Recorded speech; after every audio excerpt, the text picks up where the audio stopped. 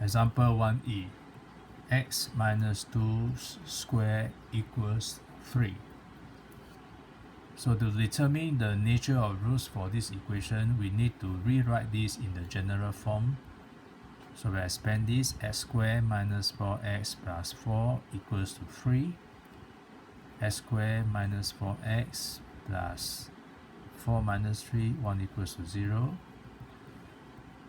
We work out the discriminant is b squared minus 4ac. Your b is negative 4, 1 and 1. So 16 minus 4 is 12, which is bigger than 0. So since the discriminant is bigger than 0, the roots are real and distinct.